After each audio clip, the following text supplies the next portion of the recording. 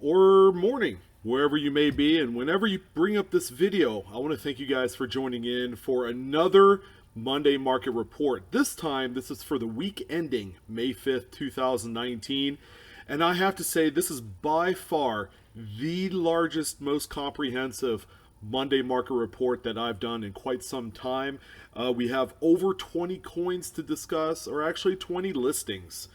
There's one auction that had multiple coins in one listing that I want to talk about. And it's kind of gonna blow your mind once you catch wind of what's happening there. But before we get started, I wanted to take some time to let you guys know, hey, hit that subscribe button and hit the bell for instant notifications. That way you will be in the know of new uploads and contests as well.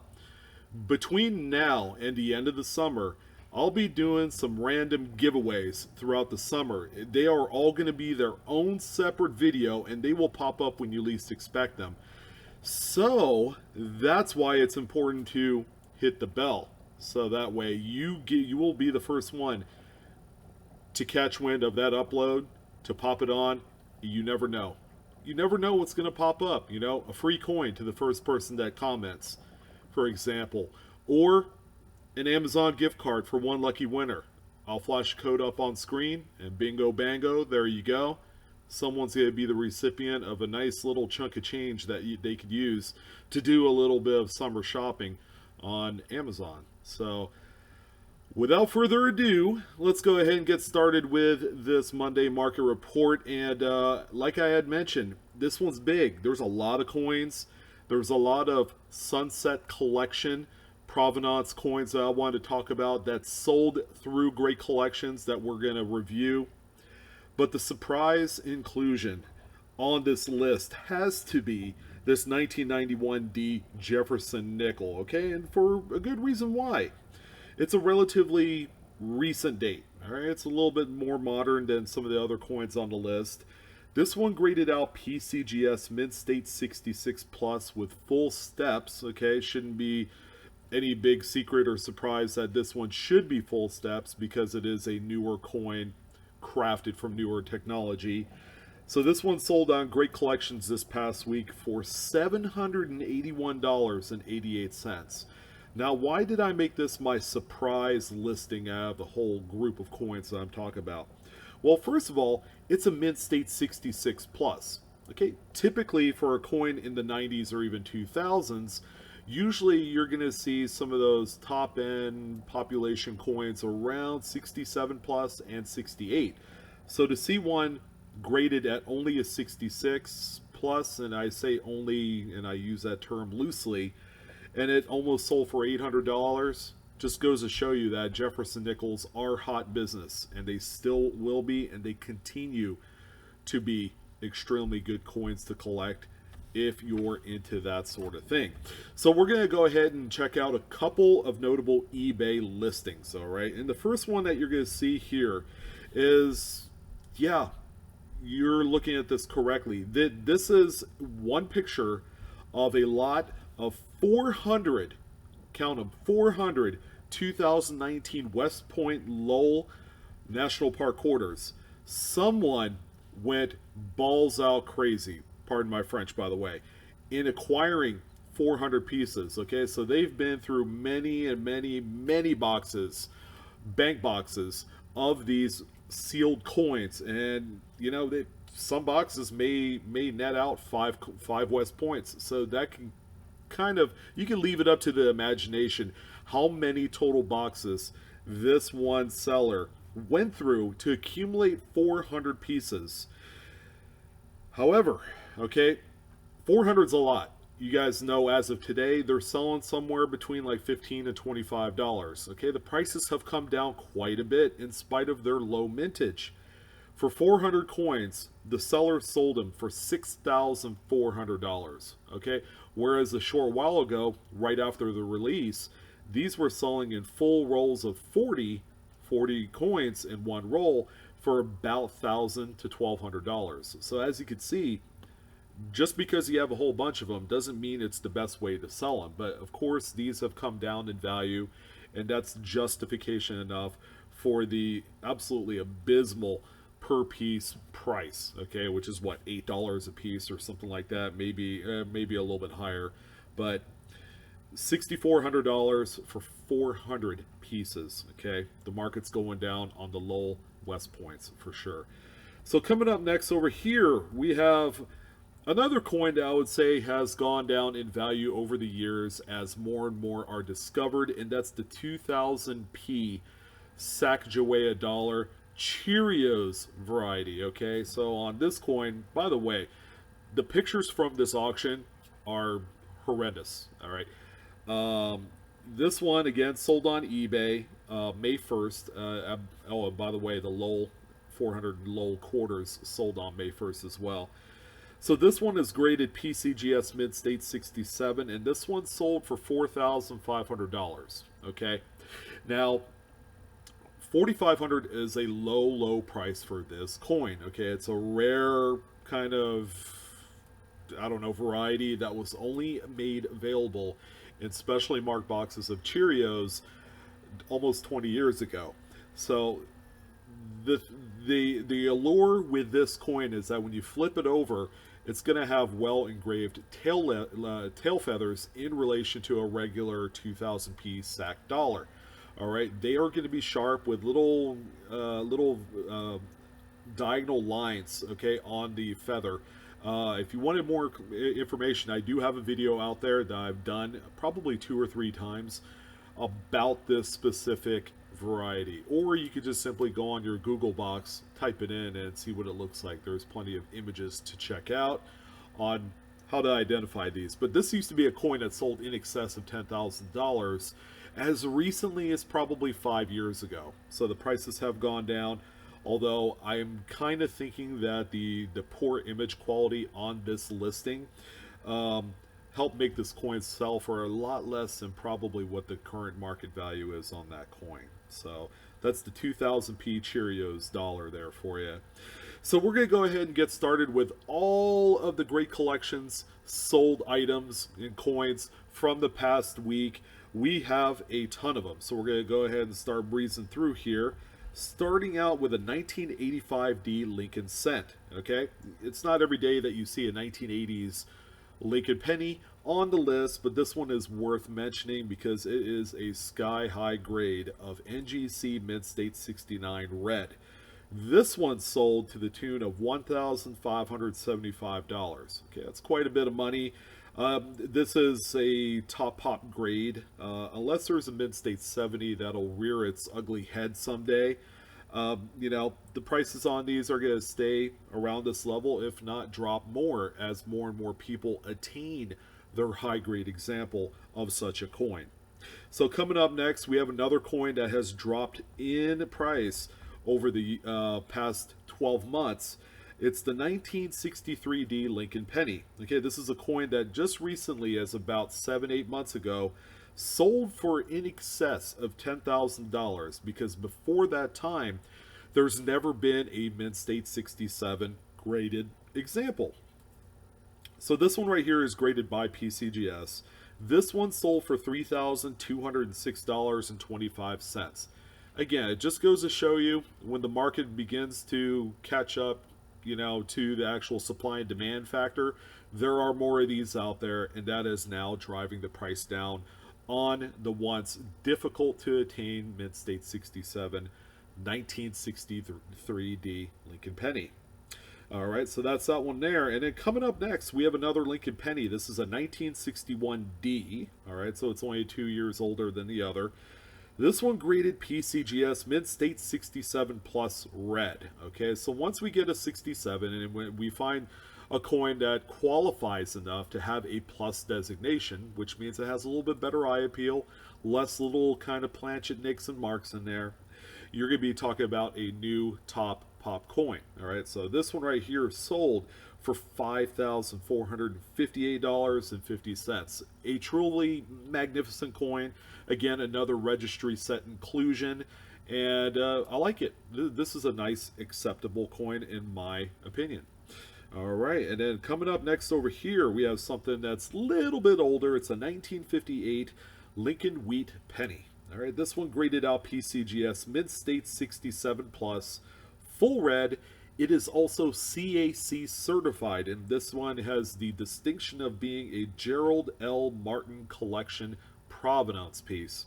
So this one right here is definitely the top grade for 1958. This is also one of the most difficult coins to find in grades above Mid-State 66. It's the last year of the Lincoln Wheat set. The U.S. Mint didn't exactly, white glove this program of the last Lincoln Wheat set. Okay, they were made, they were used, they were shot out into circulation, and they were abused. All right, so to find one at this grade level is an absolute monumental rarity, and for that, it's sold for $7,281 and 0 cents. Okay, that's a lot of money, and to a lot of people, it seems hard to believe that this common of a date Lincoln penny would sell for that kind of money. But there you go. That's a testament to the time of registry set hucksters out there that really want the top grades. So we're going to go ahead and jump into a different denomination. We're going to look at the nickels. Okay, so the first one that we have on tap for you is a 1961 Jefferson Nickel. This one graded out NGC Mid-State 66 plus, and it does have full steps. Now, there are a few nickels on this list that I'm going to have reservations about whether or not they are true full steps coins, but every single nickel on the list that you're going to see from here on out are full steps designated coins. So 1961 is one of the tougher dates, okay, along with 63, 62. There's a few dates in there that are really, really difficult to find with a sharp strike. And you will see throughout the next few images exactly what I mean. They look ugly, but all it takes is a nice strong strike just on the steps of Monticello on the reverse to make all the difference in the world. So this one right here at a 66 plus full steps sold for $5,625, and holy smokes, that just seems like a lot of money. I keep saying that time and time again, but a coin like this that is still widely circulated even today to sell for that kind of money seems implausible. All right, so we're going to go ahead and continue on here with the next Jefferson Nickel, and this time we have a 1959 D Jefferson Nickel. This one graded out PCGS Mid-State 66 with full steps, and this one, it's one of the lower ones on the list. This one sold for $1,098.99. Again, another difficult day to find with that strong, nice strike on, both sides of the coin. And it just so happened that this one, as ugly as it is, has strong steps on the reverse. Okay, so that's that one there. And let's see, we have another nickel here. Okay, another tough date. It's a 1956. This one graded PCGS Mid-State 67, again with full steps. This one sold for $2,343.38. So, with the full steps coins, okay, the one thing that a lot of folks, kind of miss the mark on when they're trying to grade these, now, not the graders specifically, but folks like you and I that go through BU rolls of these, or maybe even find them in change, okay, that's going to be kind of tough luck there.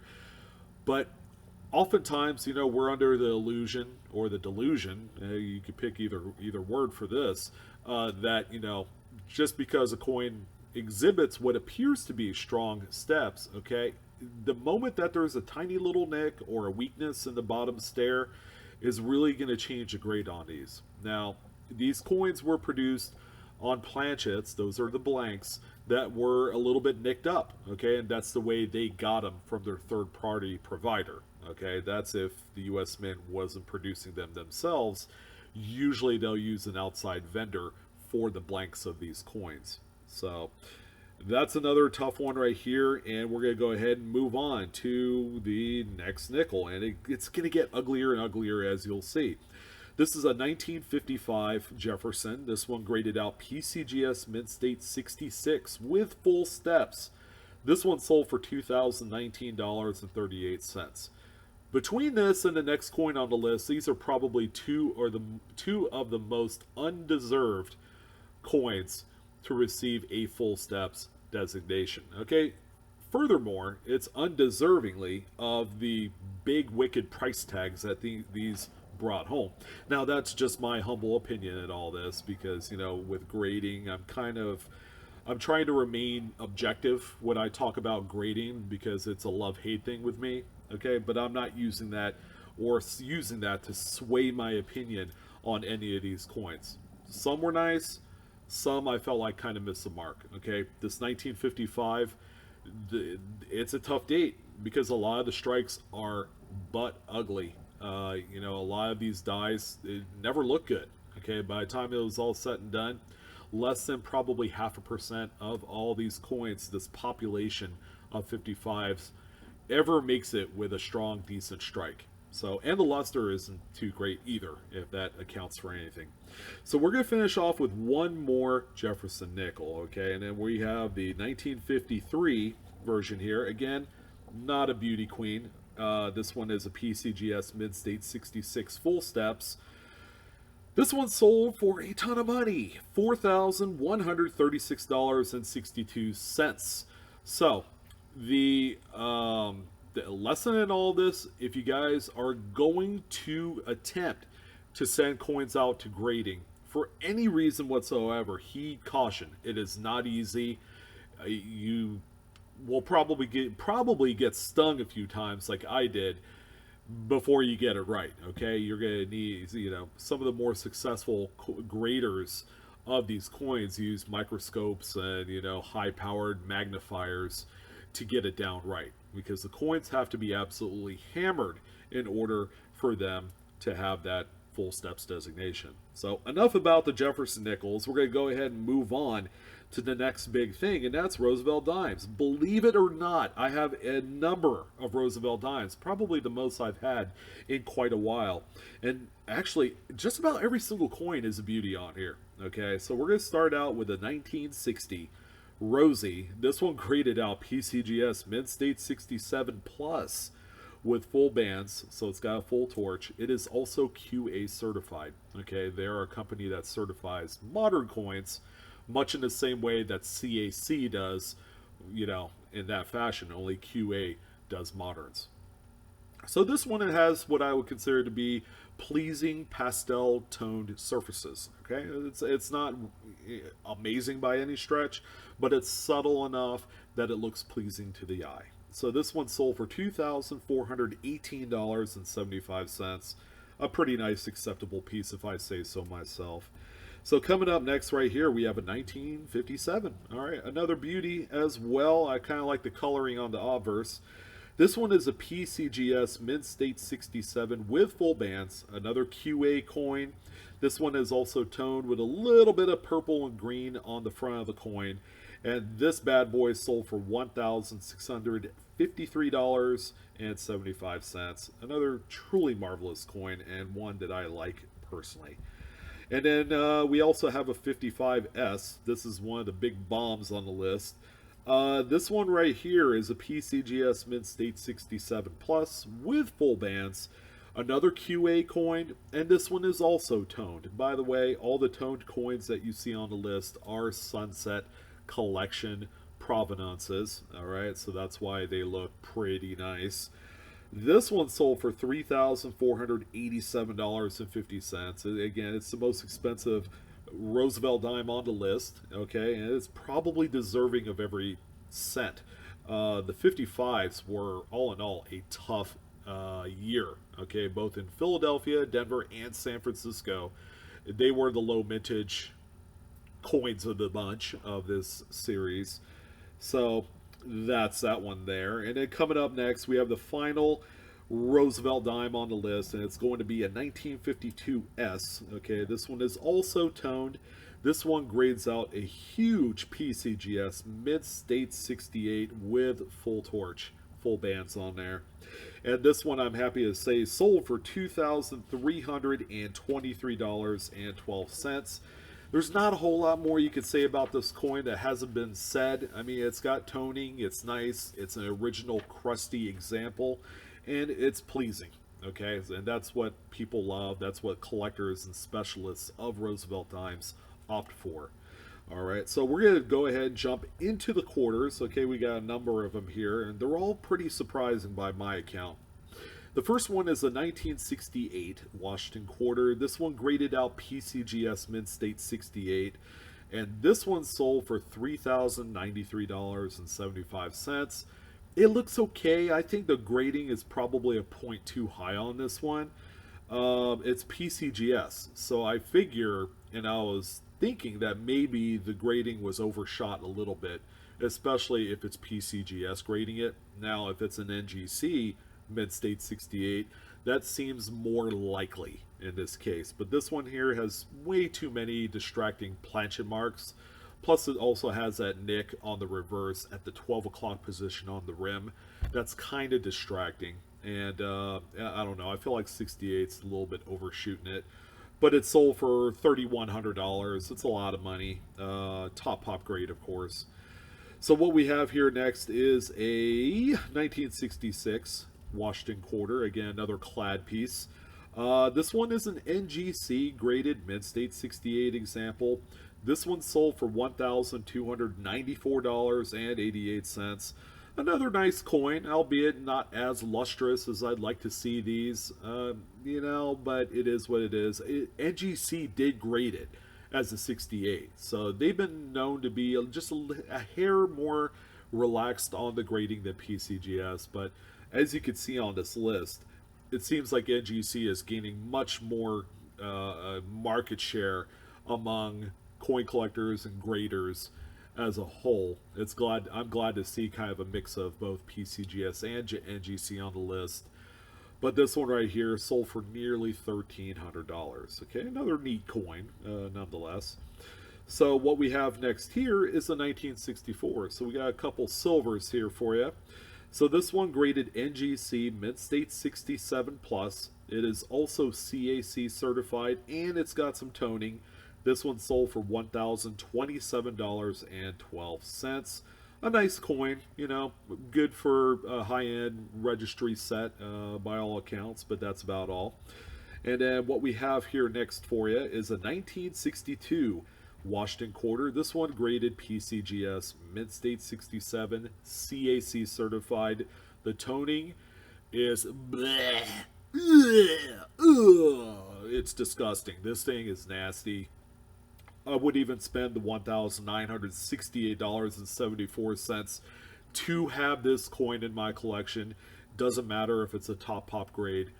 No way, no how. I've never felt more hard about a coin than I did this 62. The toning does not justify the grade. Okay, I think the toning in this case probably and should have diminished the grade by probably a full point. All right, half a point on a good day. But 67 for this, and with terminal black spot toning, it's just not attractive at all. And this individual that owns this coin now will probably have a hard time trying to sell it later on when that time comes. Okay, grading aside. So that's the 62 there for you. So coming up next, we have another one here for you, and it's a 1951D. This one is a PCGS Mid-State 67 Plus, CAC certified, another bomb on the list with that plus grade. This one sold for $3,236.62. A mighty pleasing coin, if I say so. Very original. And then coming up next, we have a couple last final coins. Okay, we have the candy half dollars here for you. And it's a 66 business strike type piece, PCGS Mid-State 67. It's blistering, blazing. It's amazing. It looks like the North Star, to be honest with you. This one sold for $1,697.62 in absolute beauty, if I say so, and one that you don't come across at this grade level.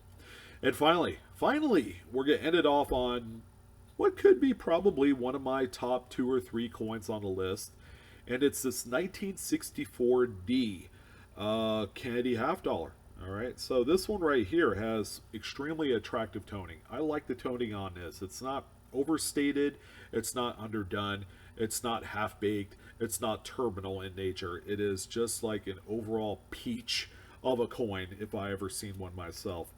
This one graded out PCGS Mint State 67 Plus. It is also QA certified, and the toning, again, I just can't say enough about it. So this one right here sold for $4,331.25. And that, ladies and gentlemen, wraps up the Monday market report for the week ending May 5. We're almost halfway through the year, ladies and gents.